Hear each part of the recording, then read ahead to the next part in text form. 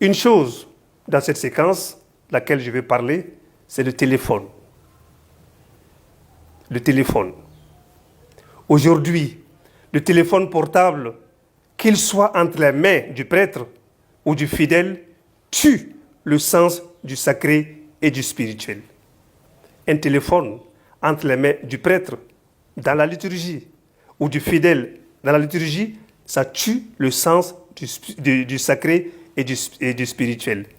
Il est donc strictement interdit de tenir dans la main un téléphone pour lire la parole de Dieu devant l'assemblée. Strictement interdit. Ou encore, au moment fort de la messe, pour faire des photos.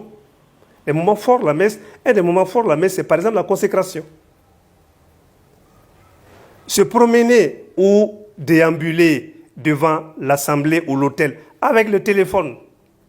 Le téléphone n'est pas digne dans nos cérémonies. Cela vaut également pour les photographes qu'on peut avoir désignés pour la cérémonie. Il faut les désigner, ceux à qui il appartient de faire des photos. Il peut faire des photos, mais ils doivent faire les photos quand il le faut et qu'ils aient le sens du sacré. Et je pense que c'est le manque du sens du sacré qui fait tous ces va-et-vient. Et souvent des abus dans la prise des photos. Alors, cela vaut donc pas seulement ceux qui ont le téléphone, mais également pour ceux qui ont les appareils photographiques qu'on peut désigner pour la cérémonie. En principe, les téléphones sont éteints avant que ne commence la cérémonie. Tout au début des téléphones, on mettait devant les portes de l'église « Éteignez vos téléphones, éteignez vos téléphones ». Ça a bien marché jusqu'à un certain moment, mais après, non, ça ne marchait plus. Chacun vient avec son téléphone. À la rigueur, il le met sous silence, mode avion, mais on oublie toujours que le téléphone est en marche. Or, il devrait être éteint.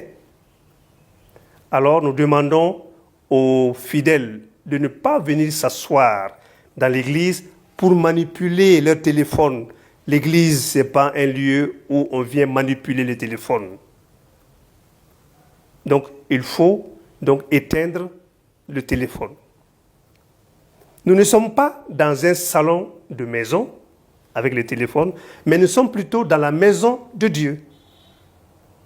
Si certains fidèles, donc, comme je le disais, ont compris qu'il faut éteindre leur téléphone ou le mettre sur silencieux, d'autres, par contre, continuent toujours à braver le Seigneur.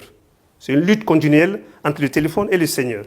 Et c'est plus important quand il reçoit un appel pendant la messe de sortir pour aller répondre plutôt que d'écouter la parole de Dieu. C'est un manque de respect du sacré et du spirituel. Le téléphone tue le sens du sacré et du spirituel.